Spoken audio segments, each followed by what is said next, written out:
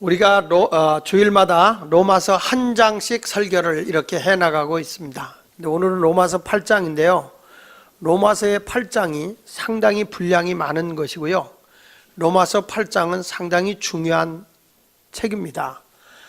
특별히 어떤 분이 이렇게까지 표현합니다. 성경 모든 것이 불타 없어져도 로마서 8장 한 장만 있어도 구원의 확신을 가질 수 있다라고까지 로마서 8장을 상당히 중요시 여기고 있는 책 중에 한 권입니다.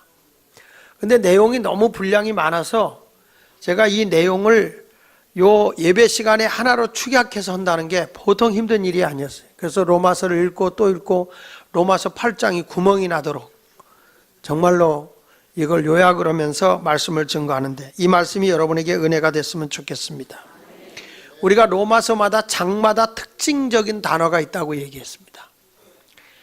로마서 우리가 본질적으로 얘기하면 로마서 3장에서는 로마서 그 1장, 2장까지 이제 죄에 대한 개념에 대한 얘기를 하고요. 로마서 3장 19절 이하에부터는 믿음으로라고 하는 말이 많이 나와요. 믿음으로 말미암아 이런 얘기를 많이 하고요.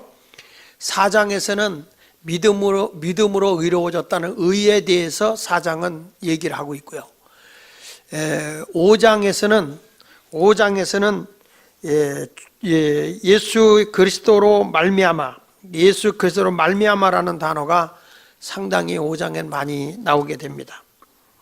6장에서는 지난번에도 얘기했지만 6장에서는 죽은 자가 살았다라는 죽음에 대한 얘기가 계속 나오죠. 아담 안에서 우리가 죽었다 이런 말을 계속해서 죽으심과 살림 그거에 대해서 많이 얘기했습니다. 7장은 지난 시간이죠. 7장에서 지난 시간에 무슨 단어가 많이 나온다고 그랬죠? 벌써 까마귀를 잡수셨군요. 율법이라고 했습니다. 율법. 그러니까 율법 안에서 유대인도 죄인이고 죽은 자다. 6장에서는 아담 안에서 다 죽었다. 아담 한 사람의 대표로 인해서 모든 사람이 원죄로 인해서 죽었다. 유대인들도 자기들은 선택함을 입었지만 율법 안에서 죄인이기 때문에 죄로 인해서 죽은 자다라고 하는 얘기. 그러나 예수 그리스도를 믿음으로써 우리가 모든 죄가 사함을 받았고 의롭다함을 받았지만 바울은 항상 이런 말을 했어요. 내 안에서는 하나님의 법을 따르기를 원하는데 내 이 육의 법은 자꾸 죄의 본질로 가게 된다.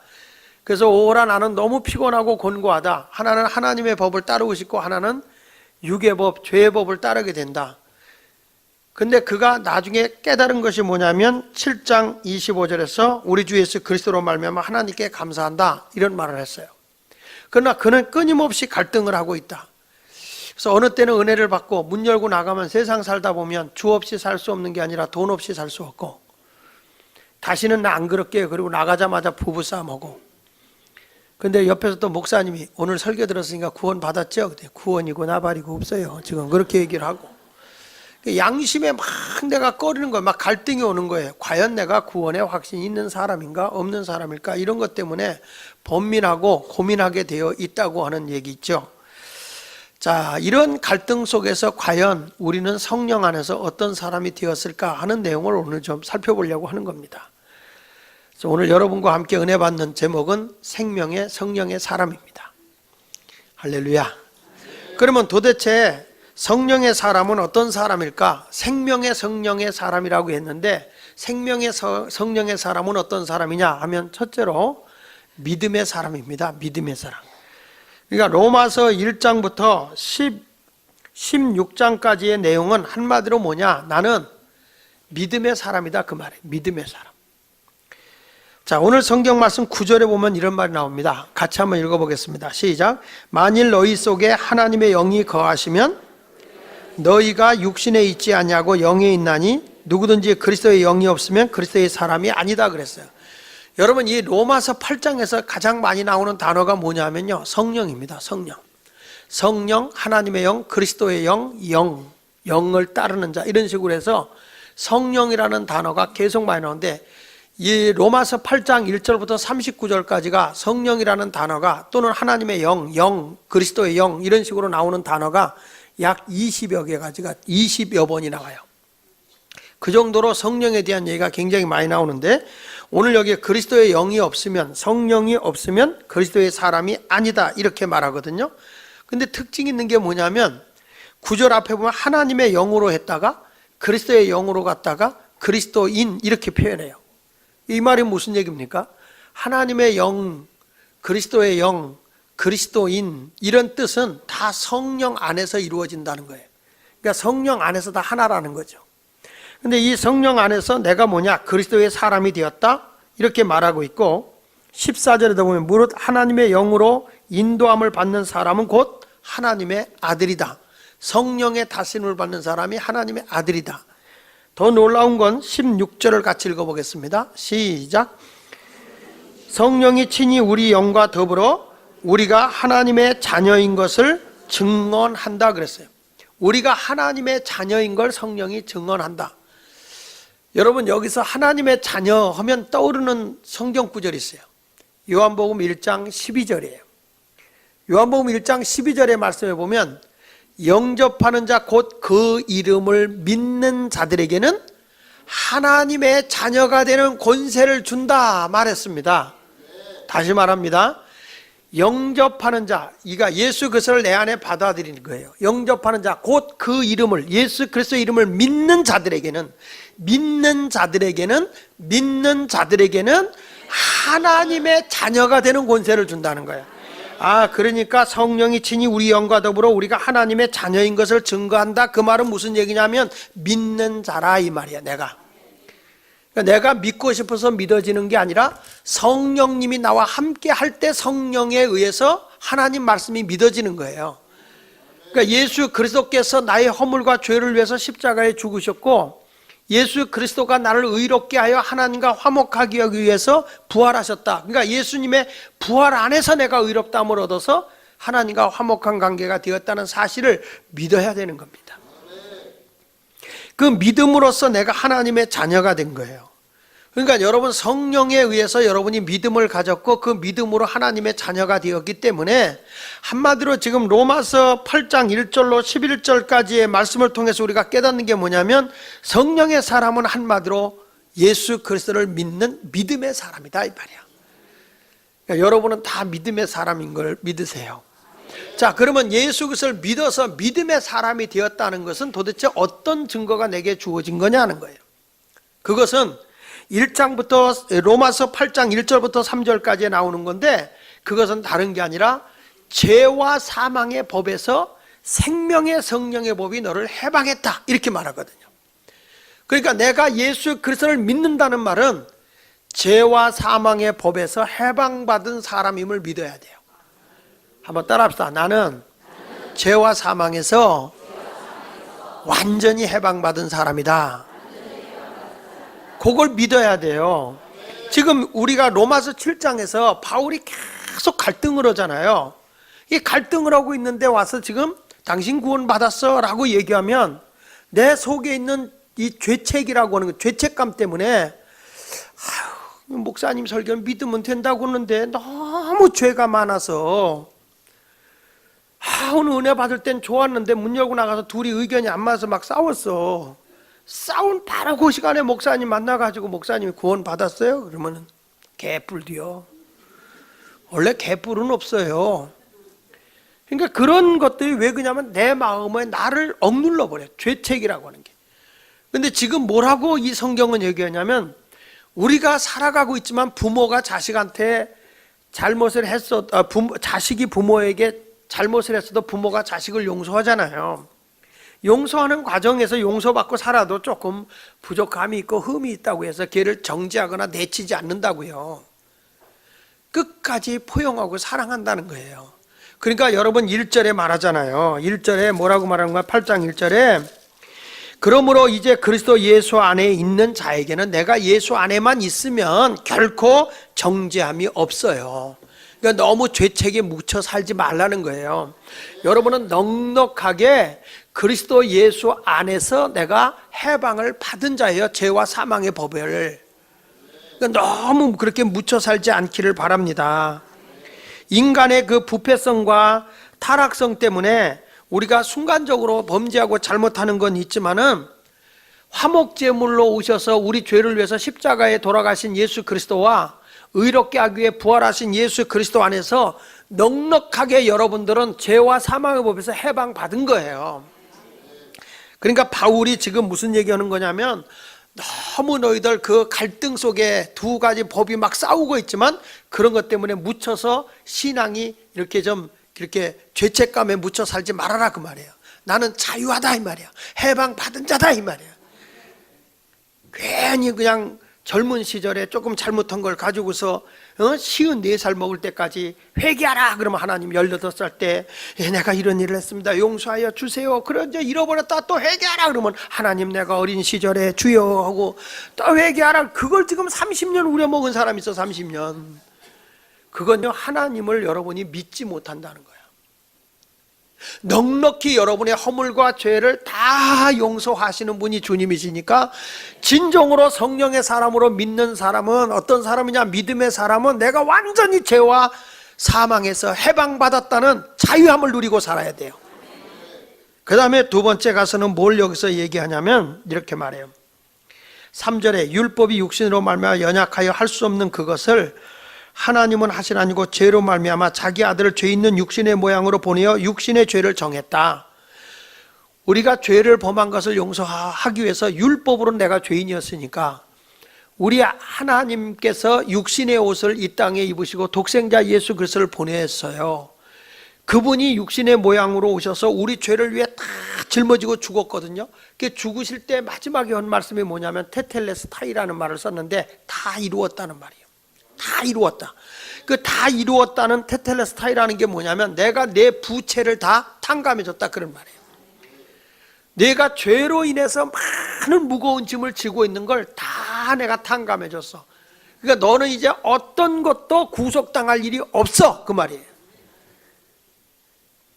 우리 복음성가도 있잖아요. 나 자유 얻었네 너 자유 얻었네 우리 자유 얻었네 나 자유 얻었네 너 자유 얻었네 우리 자유 얻었네 주 말씀하시길 죄사슬 끊겼네 우리 자유 얻었네 할렐루야. 나만 좋아하는 표정으로 자유를 얻은 거예요. 완전히 자유를. 그러니까 내 힘으로는 안 되는데 율법의 요구를 예수 안에서 다 우리의 죄를 다 정해 주셨어. 정해줬다는 말은 깨끗게 해줬다는 거예요. 정결케 해줬다는 거예요. 자, 그러면 여러분들이 이런 말을 해요. 야, 이제 뭐 예수 안에 들어왔으니까 예수님이 다 내 허물과 죄를 다 용서해 줬어. 뭐 죄 진 것까지도 다 진다. 그러니까 그럼 또 죄 짓지 뭐. 그러면 그게 구원파인 박옥수파야. 박옥수파. 절대 그게 아니고 당연히 내가 예수 그리스도를 은혜서 구원을 받았으면 항상 우리는 육을 따르는 자가 아니라 육신을 따르는 자가 아니라 영을 따르는 자예요. 성령을 따르는 자가 돼야 돼요. 근데 여기 보십시오. 이렇게 말하죠. 4절에 보니까 육신을 따르는 자는 그 영을 따라 행하는 우리에게 율법의 요구가 이루어지게 하는데 율법대로 산다는 거예요. 율법의 요구가 뭐예요? 거룩한 삶이에요. 죄를 범하지 말고 살라는 게 율법의 요구예요. 근데 그게 내 힘으로는 못 살아요. 근데 성령이 내게 함께하면 그대로 살 수 있는 힘을 도와준단 말이에요. 그래서 5절을 보세요. 시작. 육신을 따르는 자는 육신의 일을, 영을 따르는 자는 영의 일을 생각하나니. 육신의 생각이 뭐예요? 그러면 여러분, 육신의 생각이 사망이라는 것은 죄의 삭시 사망이잖아요. 그러니까 육신의 생각은 뭐냐면 자꾸 죄를 짓는다는 거죠. 자꾸 죄를 짓는 일을 한다는 거예요. 근데 영의 생각은 뭐예요? 생명과 평안이에요. 항상 부활의 기쁨을 가지고 살아요. 여러분 보세요. 내가 하나님과 평안의 관계를 누리고 믿음으로 평안의 관계를 누리고 살려면 하나님과 늘 가깝게 범죄하지 않고 살아야 돼요. 부부간에도요, 둘이 마음에 불편하지 않고 편안하게 살려면 부부간에 둘이 당당하고 떳떳해야 돼요. 남편이 나가서 외도한다든지 여자가 나가서 미스터 김을 좋아한다든지 그리고 안 그런 척하고 와서 남편한테 하려고 그러면 얼마나 마음이 불편하겠어요. 평안함이 없죠. 근데 진정으로 내가 영의 생각을 하는 사람은 항상 주님의 뜻대로 살아가는 자이기 때문에 마음에 생명이 있고 그리고 평안함이 주어져요. 그러니까 여러분 육신을 따르는 자는 영의 일을 생각하지 않고 항상 육신을 따르는 자는 하나님과 원수되는 길을 걸어가요. 자, 보세요. 7절에 육신의 생각은 뭐라고 그랬죠? 하나님과 원수가 되나니 이는 하나님의 법에 굴복하지 않을 뿐 아니라 할 수도 없어요. 하나님 말씀에 순종을 못해요. 육신을 따르는 사람은. 그러니까 내가 좋은 대로 사는 거죠. 다 용서받았으니까 내 마음대로 사는 겁니까? 그게 아니에요. 하나님의 영에 따라 살아가는 사람이죠. 성령의 법에 생명의 법을 따라가는 사람이죠. 교회 다니면서 예수 믿어요. 예배당에 와서 찬송도 부르고 다 해요. 근데 나가도 새 사람으로 살지 않아요. 영적인 길을 걸어가지 않고 계속 육에 부패되고 타락한 길을 살아가는 사람들이 있단 말이에요. 근데 교회 와서는 찬송가를 불러요. 나 예수 믿고 구원받다. 거룩 거룩 거룩 전능하신 주여. 천사가 기가 막혀서 거짓말이야 거짓말이야.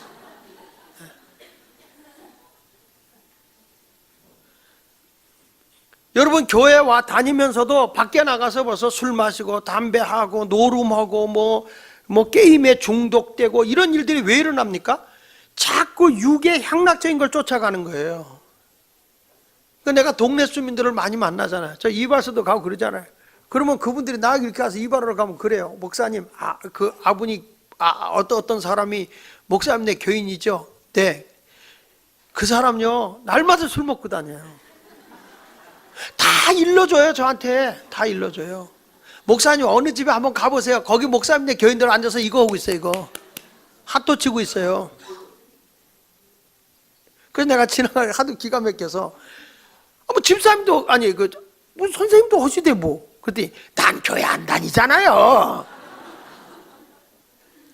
이 동네 분들을 많이 만나다 보니까 다 나한테 정보를 줘요. 다. 여러분 우리가 육의 일을 쫓는 사람이 그리스도인이 아니잖아요. 이건 성령의 사람이 아니잖아요. 믿는 자가 아니잖아요. 예수를 믿는 사람은 옛사람의 것을 벗어 던져야 되는 거예요. 고린도서 5장 17절에 말씀하지 않습니까? 누구든지 그리스도 안에 있으면 새로운 피조물이다. 이전 것은 지나갔으니 봐라 내가 새 것이 되지 않았냐. 너는 새 사람이다. 새로운 삶의 길을 걸어가야 된다. 이렇게 말씀을 하고 있는 것입니다. 자기중심적인 삶을 살지 말고 항상 하나님을 따르는 자가 돼야 돼요. 미국에서 아멜이라는 부인이 있는데 이 부인이 혼자 독신으로 살았어요. 근데 외롭고 적적하니까 고양이 한 마리를 키운 거야. 고양이를 너무너무 사랑했는데 이 고양이가요 굉장히 여실해요. 막 그냥 주인의 코에다가 그냥 꼬랑지 갖다 이렇게 벼주면서 아주 고양이가 그렇게 애교를 잘 떤대네. 고양이가. 너무 고양이하고 가까이 지냈는데 어느 날 이 고양이가 죽은 거예요. 갑자기. 죽고 나니까 이 사람이 자기 자식보다도 자기 애인보다 더 사랑했던 고양이가 죽으니까 너무너무 가슴이 아픈 거예요. 그 고양이를 위해서 고양이 양식도 많이 사다 놨는데 고양이가 떠서 죽어버리니까 이분이 너무 괴로운 거예요. 그 고양이를 잊지 못해요. 항상 고양이 생각을 해요. 그리고 고양이 밥을 먹는 거야. 고양이 밥을 먹은 거예요. 그러면서 자기가 생각하기를 이렇게 생각한 거예요. 나는 고양이 밥을 먹기 때문에 나는 고양이가 될 거야. 그 세월을 20년을 했던 거예요. 20년. 근데 그분이 TV에 출연을 시켰는데 깜짝 놀랄 게 뭐냐면 그의 모양이 고양이 모양으로 바뀌어요. 이 눈매 이런 것들이 다 고양이 모양으로 바뀌고 그러면서 화가 나면 이 사람이 자기도 모르게 야옹 그래요. 그리고 사람을 때린다고 할 때 그 고양이가 화가 나면 발을 이렇게 내면서 씩 그러잖아요. 그 뭐냐면 씩 이래요. 완전히 고양이에요. 사람의 모양만 하고 있을 뿐이지 생각에서나 이 발음에서나 표현하는 게 고양이에요. 그러니까 사람이 무엇을 생각하고 무엇을 보느냐에 따라서 그 사람이 달라지는 거란 말이에요. 오늘 성경에서도 내가 육의 것을 생각하고 육체적인 것을 몰입하는 삶을 살게 되면 너는 사망에 이른다는 것이죠. 에베소 2장 3절에 전에는 우리도 다 그 가운데서 우리 육체의 욕심을 따라 지내며 육체와 마음에 원하는 것을 하여 다른 이들과 같이 본질상 진노의 자녀였다 그랬거든요. 그러니까 욕심을 따라 지내고 육체와 마음에 원하는 대로 사는 거예요. 그러나 성령을 쫓는 사람은 그렇게 안 해요. 육을 쫓는 사람은 육체의 마음과 욕심대로 살아가는 사람이지만 자기 기분대로 살아요. 향락적으로 살아요. 그런데 영을 쫓는 사람은요, 거룩의 삶을 살거든요. 그러니까 어떻게 돼요? 성령을 쫓는 사람은 어떻게 하면 하나님을 기쁘게 하지? 어떻게 하면 하나님 말씀대로 순종하지? 늘 영의 생각을 하고 살아요. 육의 생각은 뭐예요? 어떻게 하면 재밌게 살지? 어떻게 하면 오늘도 한 잔 먹지? 얼마 전에 여러분 알다시피 우리나라에서 붙들린 사람 보면 택시기사가 여자들만 타면 음료수를 먹이고 그 음료수를 먹으면 이 사람이 그냥 잠이 들어버리면 가서 못된 짓을 하는 거예요. 그 여자한테. 그러니까 절대 차 타고 택시기사가 음료수 주면 먹지 마. 왜 공짜를 좋아해? 공짜를. 이 세상이 그런 거예요. 그러니까 그 사람은 무슨 생각만 할까요? 어떻게 하면 이 사람을 의식을 잃게 하고 어떻게 해서 뭐 이런 것 한단 말이죠. 그러니까 벌써 잘못된 걸로 가는 사람은 잘못된 생각만 하는 거예요. 오늘 이 자리에 와서도 항상 여러분들이 예수님을 바라보고 예수님을 생각하는 성도가 되어야 한다고. 자, 여기 성경 다시 봅니다. 9절에 보니까 10절에 보니까 이런 말이에요. 또 그리스도께서 너희 안에 계시면 몸은 죄로 말미암아 죽은 것이나 영은 뭐라고? 의로 말미암아 살아있는 것이에요. 너무 중요한 거예요. 예수가 내 안에 계시다는 것은 이제부터 여러분은 죄로 인해서 우리 육은 죽어요. 그런데 영은 의로 살아있는 거예요. 근데 그 다음 절 11절을 보고 설명하겠습니다. 시작. 예수를 죽은 자 가운데서 살리신 이의 영이 너희 안에 거하시면 그리스도 예수를 죽은 자 가운데 살리시니가 너희 안에 거하시는 그의 영으로 말미암아 너희 죽을 몸도 살리시리라 그랬어요. 자, 보십시오. 이미 우리가 아담으로부터 원죄로 인해서 우리는 죽을 존재라고 그랬습니다. 그리고 율법으로도 내가 죄인이 되어서 나는 죄의 삭은 사망이기 때문에 우리의 육은 죽습니다. 그런데 예수 그리스도를 내가 영접하는 순간에 성경은 분명히 말합니다. 너는 의로서 산 자라고요. 그러니까 여러분들은 지금 뭐가 있는 자냐? 영은 의로 말미암아 살아있다는 거죠. 나는 생명이 내 안에 있는 거예요. 생명이 있는 거예요. 보십시오. 여러분 송충이 아시죠? 송충이가 죽어져서 거듭나면 뭐가 됩니까? 답은 나비입니다. 송충이가 죽어서 다시 거듭나면 뭐가 됩니까? 나비가 됩니다. 근데 그 송충이는 뭘 먹고 살아요? 솔잎을 먹고 살아요. 송충이는 징그럽습니다. 냄새도 많이 나고요. 예, 송충이가 이렇게 기어갈 때 보면 할머니 백가죽 같습니다. 이렇게 주름이 생기고 막 그래요. 어떤 사람 나들은 왜 할아버지 백가죽은 안 하고 할머니 백가죽이라 그러는데 할머니들이 아기를 많이 낳아서 백가죽이 주름이 많아요. 그래서 내가 할머니 백가죽이라 그럽니다. 기분 나빠도 이해하세요. 그런 송충인데 그런 송충이가 나중에 거듭나잖아요. 거듭나가지고 이게 탁 나비가 되는데 얼마나 그 흉측했던 송충이가 말이에요. 컬러풀한 나비가 되는데 너무 아름다운 거예요. 여러분 이 산속 같은데 소나무 속에서 나비들이 날아날 때 보면 그 나비는 일반 나비하고는 달랍니다. 정말 아름답습니다. 너무너무 아름답습니다. 그런데 그 나비가 솔잎 먹습니까? 절대 나비는 솔잎 안 먹습니다. 송충일 땐 그걸 먹어도 거듭나고 나서 그거 안 먹어요. 내가 예수 믿기 이전에 못된 짓 하고 살았어도 예수 안에 들어와 새 사람이 되면 완전히 옛사람을 벗어나야 되는 거예요. 근데 그게 죽은 것 같단 말이에요. 그 번디가 날 때 그 막 얼마나 질겨요. 그 송충이 번디가 됐을 때 보면 막 그물망 같은 거 이렇게 돼 있잖아요. 질기고. 그 죽은 거 아닙니까? 근데 죽은 것 같지만 그 안에 생명이 있어서 다시 살아나온다니까요. 점심 드실 건데 죄송해요. 구선생님이 계세요. 구선생님이. 이 구선생님이 거듭나면 뭐가 돼요? 에? 뭘 나비가 나 이 동네 오게.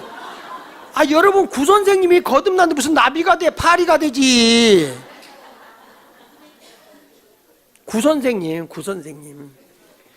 그 구선생님이 딱 나와서 번데기가 되잖아요. 번데기가 되고 나서 아무것도 안 먹고 죽은 것 같잖아요. 시커멓게 돼가지고 거기저기 지금 굴러다니잖아요. 막 잿더미 같은 데도 굴러다니, 이거 죽은 거 아닙니까? 이게 뭐 산 거예요. 근데 여러분 놀라운 건 그 안에 생명이 있단 말이에요. 이게 딱 거듭나는 순간에 절대 지저분한 데 안 앉아요. 여러분 밥상에 앉는다니까?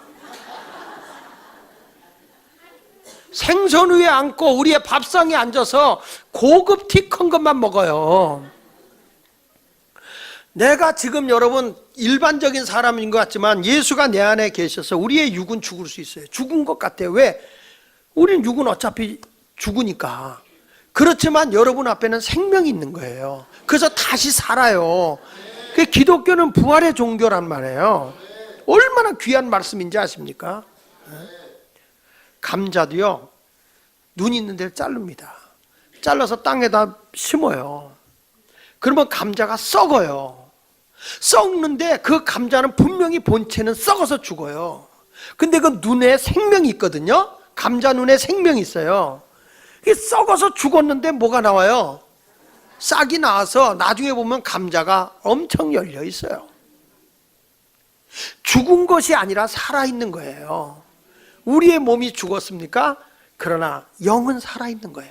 지금 그 말씀을 하는 거예요. 11절에도 보니까 예수를 죽은 자 가운데 살리신 이의 영이 너희 안에 거하시면, 그래서 예수를 죽은 자 가운데서 살리신 이가 너희 안에 거하시는 그의 영으로 말미암아 너희 죽을 몸도 살려요.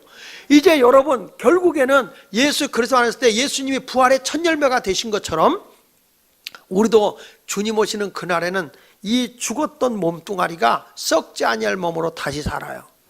마치 감자나 고구마가 썩은 것 같지만 다시 살아서 그 생명 존재를 그대로 간직하지 않습니까? 그와 같이 우리는 썩지 아니할 몸으로, 죽지 아니할 몸으로, 병들지 않을 몸으로, 이건 아멘하는 사람한테만 그대로 이렇게 이제는 예수님 오실 때 부활의 생명체로 바뀌어지게 되는 거예요. 기억하십시오. 우리가 잠깐 죽어서 땅속에 들어가는 건 번디기가 되는 과정이라고 생각하십시오.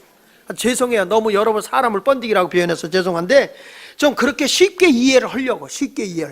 절대 우리 생명은 없어지는 게 아니에요. 예수의 생명이 내게 있는 한 나는 영원히 살아요. 할렐루야.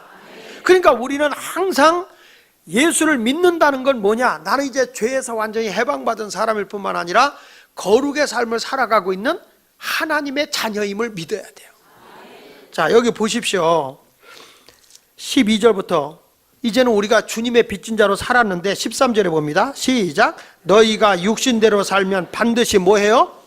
자, 여러분 이제 난 거듭난 사람이에요.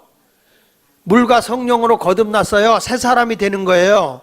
그러면 이제 육을 위해 살아야 돼? 영을 위해 살아야 돼요? 그래서 육신대로 살면 내 죄 짓고 싶은 대로 내 하고 싶은 대로 살면 너는 죽는 거야. 그거예요. 주님의 은혜로 죄사함 받았다. 아, 주님이 해방시켜줬어. 어떤 죄든지 해방시켜준대. 할렐루야, 놀렐루야, 날렐루야. 그리고 계속 죄 지면은 안 된다 이 말이야. 그걸 왜 내가 육을 거듭나가지고 육의 것을 쫓느냐. 이제는 뭘 사느냐? 영으로서 몸의 행실을 죽이면 사는 거다. 성령이 충만해지면 육적인 것을 꺾어버려요. 14절 봅니다. 시작. 무릇 하나님의 영으로 인도함을 받는 사람과 하나님의 아들이라. 너희는 다시 무수하는 종의 영을 받지 아니하고 양자의 영을 받았으므로 우리가 뭐라고 불러요?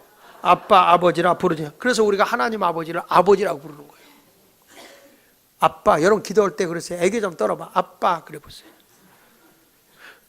그 하나님이 얼마나 귀하신 분이에요. 내가 그분의 자녀가 된 거잖아요. 믿음으로써. 이게요, 아무나 하나님을 아버지라 부르는 게 아닙니다. 이거 불러지지 않습니다. 하나님의 영이 내게 오면 그냥 자연스럽게 하나님 아버지 이렇게 나와요. 며느리가 하나님 아버지 그러니까 믿지 않는 시아버지는 하나님 사돈님 그런다니까.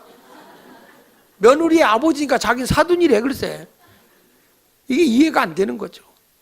근데 성령이 오면 하나님의 시간은 수직적인 시간이기 때문에 동일선상에 항상 계셔서 과거의 사람도 하나님을 아버지라 부르지만 우리도 하나님이 나의 아버지세요. 우리의 후손도 하나님이 나의 아버지시고 이제부터 하나님의 자녀된 삶을 당당하게 믿음으로 살아가시길 주의 이름으로 축원합니다. 두 번째 가서는 하나님의 우리가 이 성령의 사람은 어떤 사람으로 사냐면 따라합시다. 소망의 사람이다. 저는 오늘 이 로마서 8장을 세 가지로 정리를 했어요. 믿음, 소망, 사랑. 그러니까 성령의 사람은 첫째 믿음의 사람으로서 하나님의 자녀다. 두 번째 가서는 믿음의 사람 뭐냐? 소망의 사람이라는 거예요. 그래서 무슨 소망이 우리에게 있느냐? 이런 말씀을 했어요. 17절을 읽어보면, 자, 내가 자녀이면, 시작. 자녀이면 또한 상속자 곧 하나님의 상속자여 그리스도와 함께 상속하는 자니 그랬어요. 그러니까 쉽게 말하면 거기 고만 읽고 나 좀 보세요. 내가 이제 하나님의 자녀가 되면 하나님의 자녀만 된 것만 해도 황홀하고 존경스러운 일이거든요. 근데 뭐까지 줬냐면 이제부터 너는 하나님의 것을 상속받을 자녀라는 거예요. 예수님이 하나님 나라의 왕으로서 그분이 통치하듯이 우리는 분봉왕으로 상속받을 자예요. 근데 아직 기분이 안 오는 거예요, 여러분들. 우리 아버지가 예를 들어서 자산이 10조라고 합시다. 10조를 내가 상속받을 거야. 그때 표정이 어떨까요? 여러분 같을까요? 지금 하나님이 나를 상속자로 삼아준 거예요. 하나님, 그분은 약하게도 하시고 강하게도 하시고 부하게도 하시고 가난하게도 하시고 낮추기도 하시고 높이기도 하시고 죽이기도 하시고 살리시는 주권을 가지고 계신 하나님은 그의 자녀들에게 좋은 걸 주기를 원하신다고 그랬거든요. 좋은 것을 주시기를 원하세요. 근데 그 좋은 것을 주시기를 원하시는 하나님이 하나님의 것을 너에게 상속해 주겠다는 거야.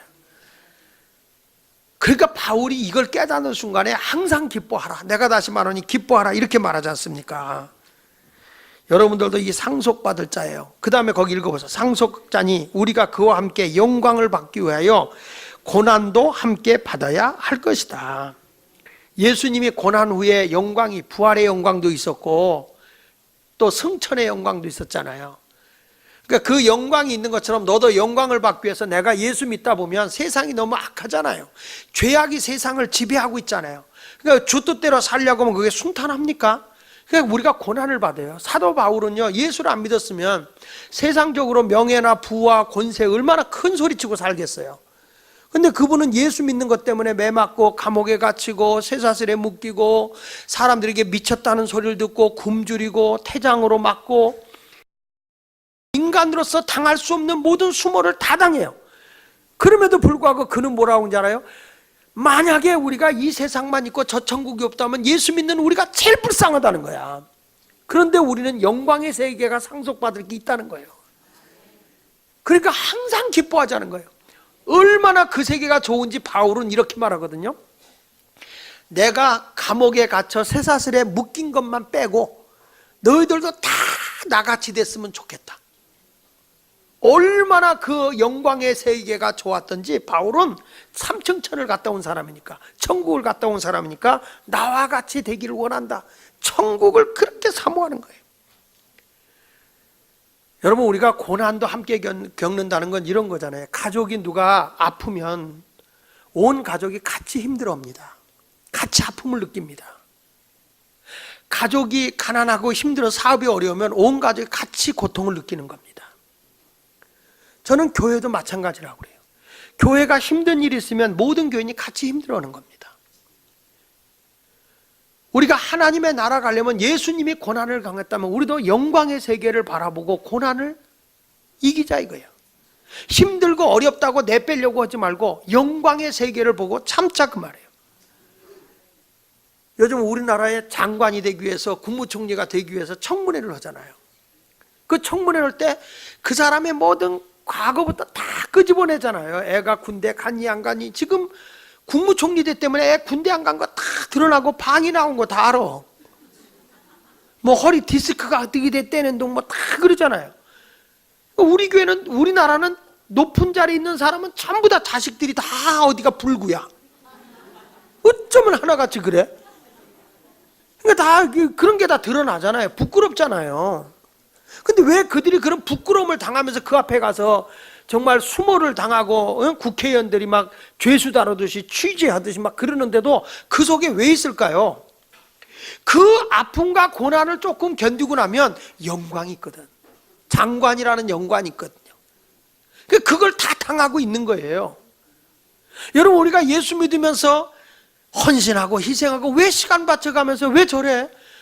그냥 교회만 왔다 갔다 하지 뭐 교회에서 사역하고 왜 힘들게 그거 해? 영광이 있거든요. 그 영광이 없으면 그거 합니까? 영광이 있으니까 하는 거지. 배고픈 사람, 도움을 받지 못한 어려운 사람들에게 내가 찾아가서 함께 그들과 고난을 겪고 함께 그들을 돌봐주는 사랑을 실천하는 것도 하나님의 영광이 있기 때문인 줄 믿습니다. 그래서 내가 예수님 때문에 고난을 당하고 어려움 당한다고 해도 낙심하지 말고 기뻐하면서 사역을 감당하는 좋은 성도가 됐으면 좋겠습니다. 그런데 이렇게 하나님의 상속을 줄 영광의 세계만 있는 게 아니고 그런 소망만 있는 게 아니라 여기 보면요, 자 18절에 생각하건대 현재의 고난은 장차 우리에게 나타날 영광과 비교할 수도 없다는 거예요. 그러니까 여러분 예수 믿다 고난이 와도 견디세요. 예? 영광이 다 있어요. 근데 이런 말이 있어. 난 이 말씀을 볼 때 너무 희망이 생겨. 19절을 보면요, 피조물이 고대하는 바는 하나님의 아들이 나타나는 것이니라. 피조물이 허무한데 굴복하는 것은 자기 뜻이 아니요 오직 굴복하게 하시는 이로 말미암으니라. 그 바라는 것은 피조물도 썩어짐의 종로로 탄 데서 해방되어 하나님의 자녀들의 영광의 자유에 이르는 것이니라. 이건 이런 거예요. 사람이 부패되고 타락할 때 자연 만물도 다 저주를 받았단 말이에요. 창세기 3장 17절 이하에 보면 아담에게 이르시되 내가 내 아내의 말을 듣고 내가 네게 먹지 말라 한 나무 열매를 먹었은즉 땅은 너로 말미암아 저주를 받고 너는 네 평생에 수고하여 그 소산을 먹으리라. 땅이 네게 가시덤불과 엉겅퀴를 낼 것이다. 자, 여기 보면요, 모든 하나님이 창조한 피조물들이 꽃 한 송이라든지 과일 열매라든지 모든 이 땅이 사람이 죄를 범할 때 다 부패됐어요. 그러면 이런 새로운 것들이 아름다운 열매가 맺어지고 땅이 기름진 땅이 되고 복된 땅이 될 것 같으면 하나님의 아들들이 나타나, 하나님의 자녀들이 나타날 때 모든 것이 새롭게 창조되고 회복이 된다 이 말이에요. 그래서 지금 모든 피조물들이 나무도 들에 꽃들도 하다못해 풀 한 포기도 하나님의 거룩한 자녀들이 나타나기를 그렇게 갈망하고 있다는 거예요. 나 한 사람이 바로 서면요, 여러분 집이 복을 받는 거예요. 내 사업이 복을 받는 거예요. 이 꽃 한 송이가요, 지금 여기 꽂혀 있는 꽃이 여러분 안 보여요? 하나님의 자녀들이 와서 이렇게 거룩하게 살려고 하는 자녀들이 모여서 예배 드리는데 너무 기뻐해서 웃는 거예요. 막 그냥 그러니까 이게 예수 잘 믿는 사람이 세상에 뭐가 되는 거냐, 복덩이가 되는 거예요. 내가 이래봐도 복덩이라는 거예요. 하나님을 섬기지 않는 삶은 다 황폐한 삶이 됩니다.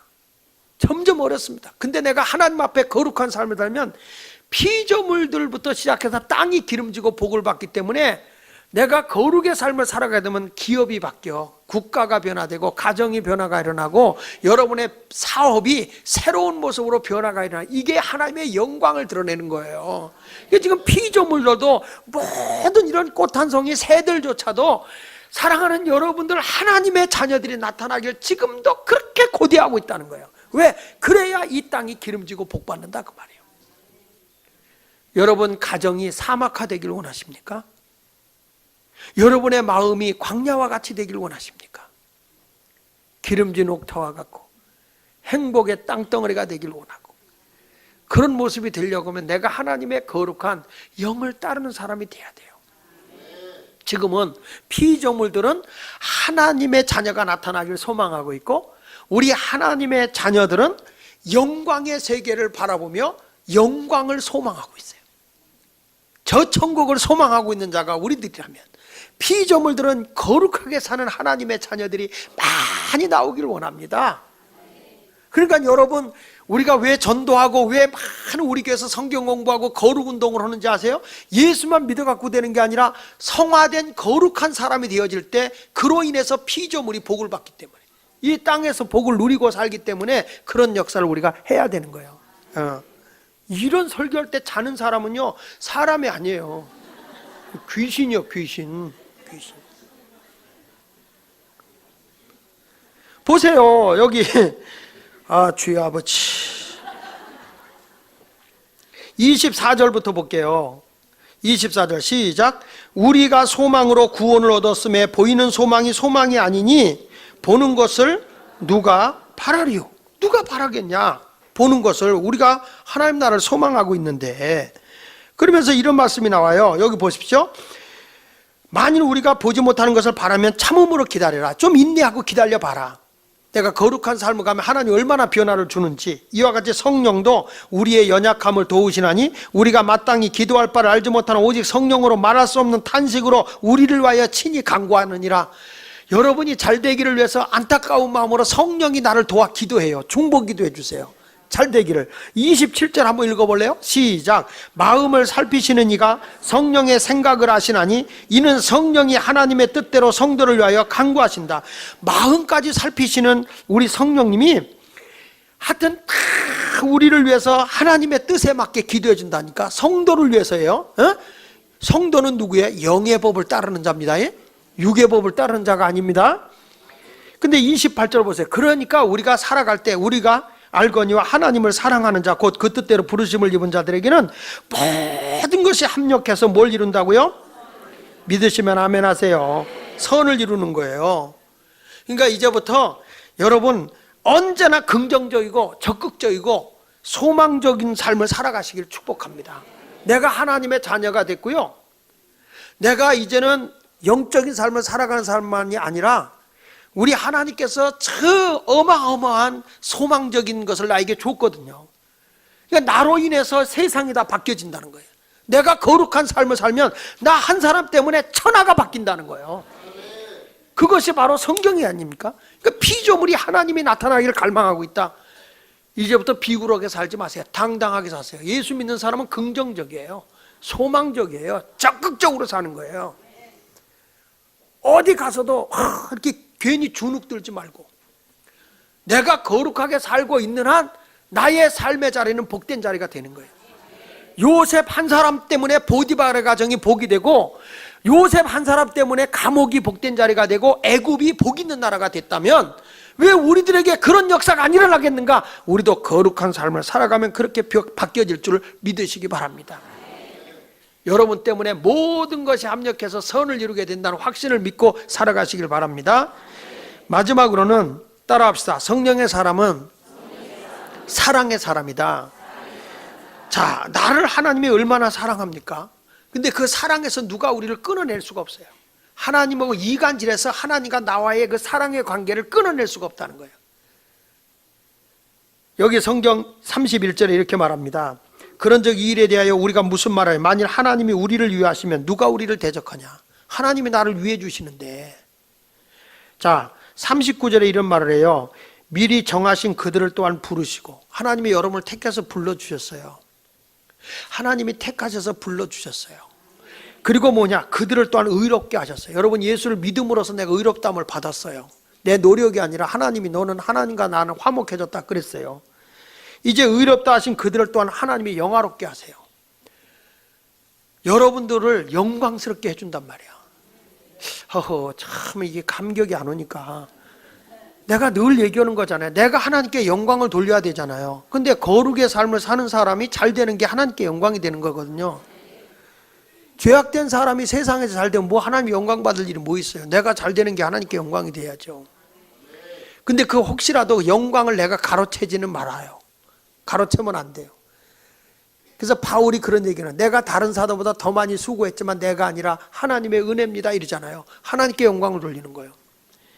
그런 사람이 되면요, 하나님이 이런 말씀을 해요. 32절을 보세요. 시작. 자기 아들을 아끼지 아니하시고 우리 모든 사람을 위하여 내어주신 이가 어찌 그 아들과 함께 모든 것을 우리에게 주시지? 아니, 나를 의롭게 하기 위해서 십자가에 자기 아들을 죽기까지 내어주신 이가 뭐는 안 주겠냐 그 말이야. 너의 필요한 거 뭐는 안 주겠냐? 왜 낙심하느냐? 왜 두려워하느냐? 왜 실망하고 사느냐? 하나님만 의지하고 살아라. 필요한 거 다 준다. 주긴 뭘 줘요? 아니야. 옆에서 누가 막 죄책감을 주고 하나님의 사랑에서 날 끊으려고 고발해도 나를 끊어낼 자가 없어요. 30절 누가 능히 하나님께 택하신 자들을 고발하고 의롭다 하신 일을 하나님을 누가 정죄하느냐? 하나님이 너 의롭다 해줬고 하나님이 나를 택해줬는데 하나님이 나를 통해 영광스럽게 해주겠다는데 누가 감히 그걸 회방할 수 있겠느냐 그 말이야. 나를 너무너무 사랑하는데, 저와 제 아내 둘이 끈끈하게 사랑하는데 누가 그 사이를 비집고 들어오겠냐 이거예요. 진심으로 사랑한다면. 이 35절 보세요. 시작. 누가 우리를 그리스도의 사랑해서 끊으리요? 환난이나 공고나 박해나 기근이나 적신이나 위험이나 칼이라. 아무리 환경이 어렵고 위기가 와도 하나님의 사랑에서 우리는 끊어질 자가 아니라는 거예요. 37절 볼까요? 그러나 이 모든 일에 우리를 사랑하신 이로 말미암아 우리가 넉넉히 이기느니라. 믿습니까? 여러분 사랑으로 이기세요. 그 보세요. 여기 혹시 남편들 가운데 이런 분이 있을 거예요. 내 아내가 교회 갈 때 막 구박하고 막 괴롭혔다가 끌려 나온 분이 계실 거예요. 3명이 있거든요. 그런데요, 아무리 핍박을 하고 아무리 괴롭혀도요, 그리스도의 사랑에서 끊을 수가 없어요. 그 은혜를 경험하고 체험한 사람을 끊어낼 자가 없어요. 죽음이 와도 못 끊어요. 일본이 일제 30년 동안에 신사참배 강요하고 기독교 말살 정책을 했어도 어느 누구도 하나님의 사랑에서 끊을 자가 없는 거예요. 누가 끊어? 그러니까 여러분들이 진정으로 내가 이렇게 오늘 말씀에 성령의 사람이 된 나에게는 하나님의 사랑하고 끊어지잖아. 여기 계속 이어지잖아요. 자, 뭐예요? 38절에 내가 확신하는 사망이나 생명이나, 그러니까 뭐예요? 죽음이나 부활이나 또 천사들이나 권세, 이거는 영적인 것이나 세상적으로 강한 자들이나 어떤 누구도 현재일이나 장래일이나 미래에 어떤 일이 있다 할지라도 절대로 우리를 못 끊어낸다는 거예요. 높음이나 깊음이나, 어떤 분은 이거 높음이라는 거는 점성술을 가진 사람, 깊음이라는 거는 철학자. 아무리 그 사람이 세상의 모든 걸 다리놓고 모든 걸 다 가지고 있고 뭐 철학적으로 뭐 점성 뭐 운명으로 다 한다 할지라도 그 누구도 우리는 하나님의 사랑에서 끊어낼 수가 없다 그 말이야. 이 비밀을 알게 되면. 그 다음에 뭐라고 하냐면은 다른 어떤 피조물이라도, 그러니까 새로운 세상이 생겨난다 해도 하나님의 사랑에서 우리는 끊을 수가 있다 없다? 없다. 끝까지 주님을 사랑하고 사는 거예요. 끝까지. 천지의 모든 것은 다 변해도 하나님과 우리와의 사이의 관계는 끊어질 수 없는 관계예요. 그래서 생명의 성령의 사람이 된 사람은 3가지를 꼭 기억하라는 거예요. 나는 믿음의 사람이다. 믿음의 사람은 뭐냐? 나는 완전히 죄에서 해방받았음을 믿어라. 나는 거룩한 삶을 살아가고 그러면서 하나님의 자녀임을 믿어라. 그래서 나는 엄청난 상속을 받을 자라는 걸 알아야 돼요.